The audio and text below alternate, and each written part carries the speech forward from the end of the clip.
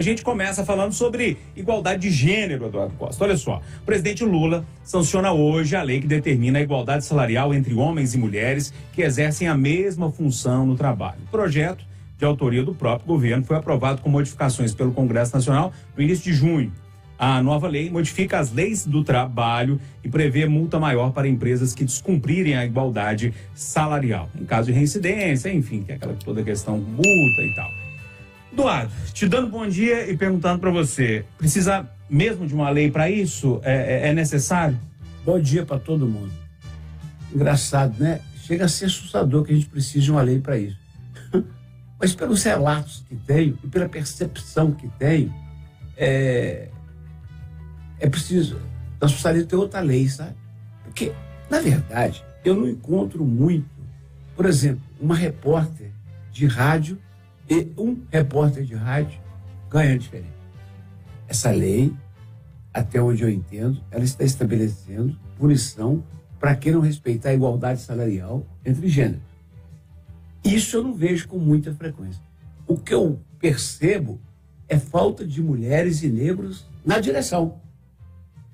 Você tem muitas mulheres trabalhando no mesmo ambiente e um homem chefiando.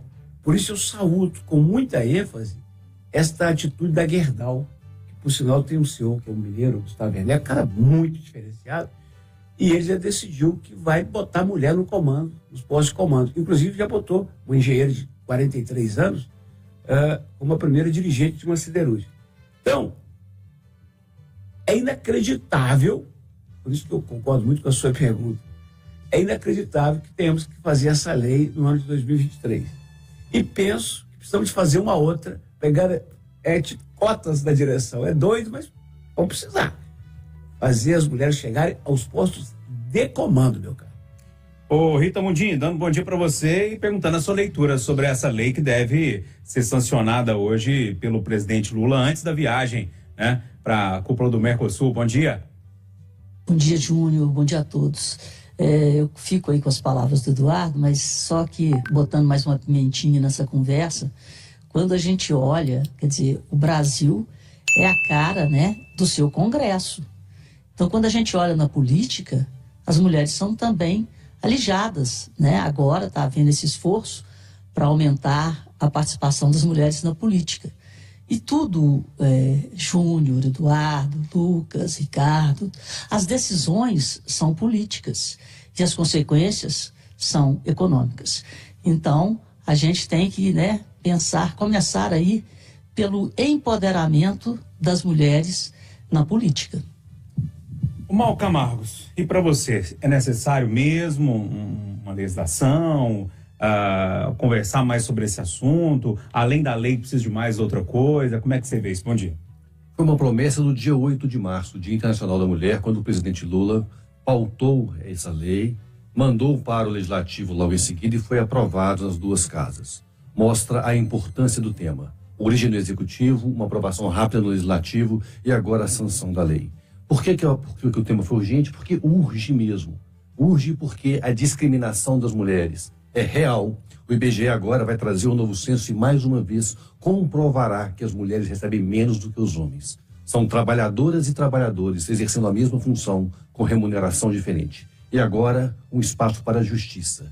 Vão ser milhares e milhares de denúncias na justiça querendo a reparação e o cumprimento da lei sancionada hoje pelo presidente Lula. Ô Lucas, o Malco já está pensando lá no passo futuro dessa história, né? Que há uma lei, pedidos vão acontecer na justiça.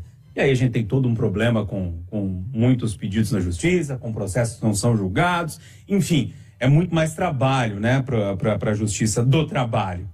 Mas é necessário ou não? Bom dia, tem algum contraponto nessa história? Bom dia, Júnior, bom dia a todos os ouvintes. Olha, Júnior, a gente já falou aqui várias vezes, o IBGE mesmo tem um dado grave, sem ser nesse censo atual, que ainda vai ser atualizado esse número, mas no IBGE, num levantamento feito em 2013, 78% das mulheres ganhavam menos do que homens que ocupavam cargos com tarefas semelhantes. Então é uma questão gravíssima, assim como a questão também de raça, da questão dos negros também, que sempre estão fora aí, precisam ocupar mais cargos de direção, mais cargos de comando. A minha grande questão nisso tudo é se é essa a maneira da gente conseguir fazer isso. Porque eu penso na questão prática.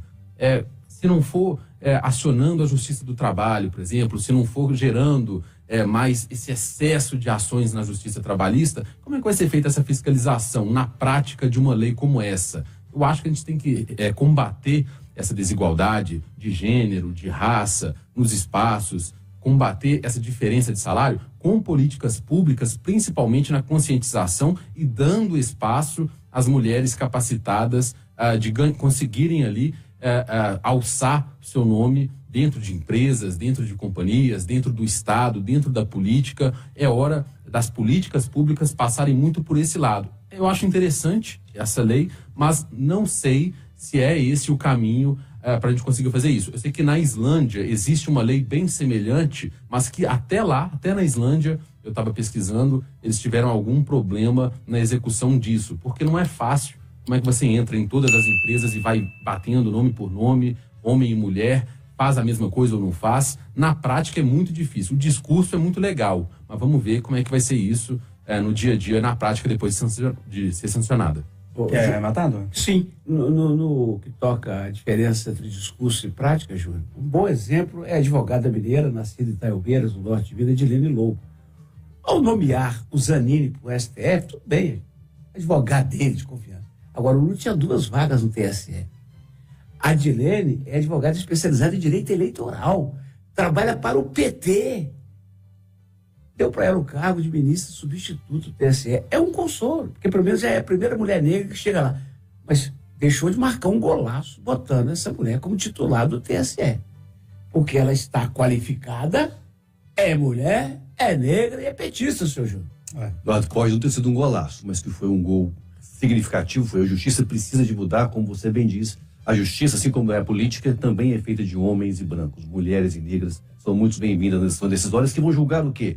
Todos os processos que não são cumpridos, a valorização da lei de incorporação das mulheres, são julgados por juízes. E quase sempre homens e brancos. E no mundo jurídico, a Edilene Lobo é muito reconhecida na prática mesmo, né? Na atuação enquanto advogada. Se fosse paulista ou amigo do Lewandowski ou do Xandão, estava lá, mas é estava lá em cima, exatamente.